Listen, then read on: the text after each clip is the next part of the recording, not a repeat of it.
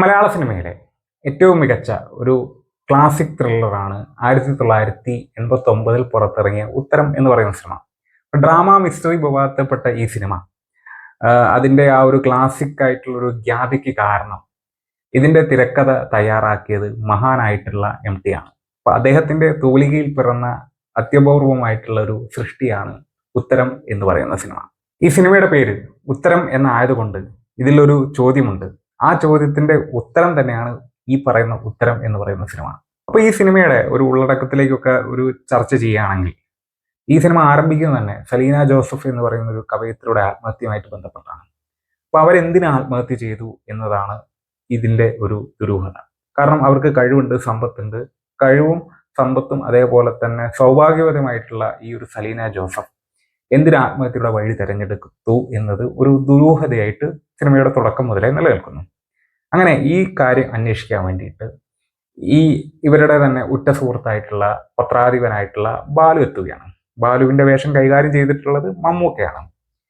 അങ്ങനെ തുടർന്ന് മുന്നോട്ട് സിനിമ പോകുമ്പോൾ കേവലം ഒരു ക്രൈം എന്ന് പറഞ്ഞിട്ടുള്ള രീതിയിലുള്ള ഒരു അന്വേഷണമായിട്ടല്ല, MTയുടെ എഴുത്തിന്റെ ആ ഒരു ആഴപ്പരപ്പിൽ ഈ സലീന ജോസഫിന്റെ ജീവിതത്തിലേക്കുള്ള അതല്ലെങ്കിൽ അവരുടെ ആ ഒരു ഭൂതകാലത്തിലേക്കുള്ള ഒരു വൈകാരികമായിട്ടുള്ള ഒരു യാത്രയായിട്ടാണ് ഈ ബാലു അന്വേഷണാത്മകമായിട്ട് ഇറങ്ങിച്ചെല്ലുന്നത്.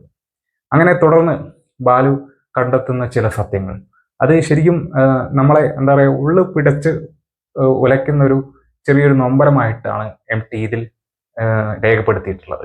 ശരിക്കും ബാലു കണ്ടെത്തുന്ന ആ ഒരു ഉത്തരം എന്ന് പറയുന്നത് സലീന ജോസഫിന്റെ ആ ഒരു ഭൂതകാലത്തിലെ ആ ഒരു കുട്ടിക്കാലത്തൊക്കെ സംഭവിച്ചിട്ടുള്ള ഒരു വലിയ ആഘാതത്തിന്റെ ഉള്ളുപിടയുന്ന നൊമ്പരമാണ് ഈ ഒരു സിനിമയിലെ മൊത്തത്തിലുള്ള ഉത്തരമായിട്ട് നമുക്ക് കാണാൻ കഴിയുന്നത്. ഡാഫ്നെ ഡു മറിയർ എന്ന് പറയുന്ന ആ ഒരു സാഹിത്യകാരൻ എഴുതിയ നോ മോട്ടീവ് എന്ന് പറയുന്ന ചെറുകഥയെ അടിസ്ഥാനമാക്കിയിട്ടാണ് MT ഈ ഒരു കഥാപശ്ചാത്തലം മലയാളത്തിലേക്ക് ഒരുക്കിയത്.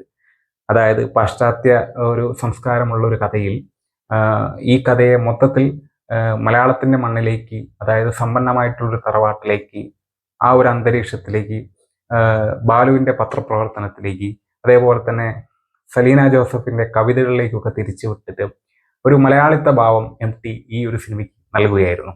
ശരിക്കും ഈ സിനിമ ഒരു മിസ്റ്ററി ആണെങ്കിൽ പോലും ഇതൊരു സൈക്കോളജിക്കൽ ത്രില്ലർ എന്നിട്ടുള്ള മാനവും കൂടി ഈ സിനിമയ്ക്ക് നൽകുന്നുണ്ട്.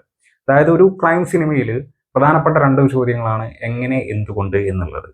എന്നാൽ ഇവിടെ അതിസങ്കീർണമായിട്ടുള്ള ഒരു ആത്മഹത്യ സംഭവിക്കാൻ കാരണം അത് എന്തുകൊണ്ട് അവർ ആത്മഹത്യ ചെയ്തു എന്ന ആ ഒരു സുപ്രധാനമായ ചോദ്യത്തെ MT ഇവിടെ അഡ്രസ്സ് ചെയ്യുന്നു. അതേപോലെ തന്നെ ഈ സിനിമയുടെ മറ്റൊരു നിർണായകമായിട്ടുള്ള ഒരു ഘടകമാണ് മമ്മൂക്കയുടെ പെർഫോമൻസ്. കാരണം ഇതിൽ കേവലം ഒരു അന്വേഷണാത്മക പത്രപ്രവർത്തകൻ അല്ലെങ്കിൽ ഒരു ഡിറ്റക്റ്റീവ് മോഡൽ എന്നുള്ളതിനേക്കാൾ ഉപരി ഇവരുടെ ഒരു ഉറ്റ സുഹൃത്തായിട്ട് അഭിനയിച്ചിട്ടുള്ള ആ ഒരു വൈകാരികത തുളുമ്പി നിൽക്കുന്ന ഒരു കഥാപാത്രം അത് മമ്മൂക്ക നല്ല രീതിയിൽ തന്നെ പെർഫോമൻസ് ചെയ്തെടുത്തിട്ടുണ്ട്.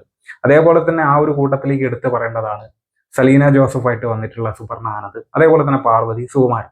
ഇവരൊക്കെ എല്ലാം സിനിമയുടെ പ്രധാനപ്പെട്ട കഥാപാത്രങ്ങൾ തന്നെയാണ്. അവരുടെ പെർഫോമൻസും അതിലേറെ മനോഹരമാണ്.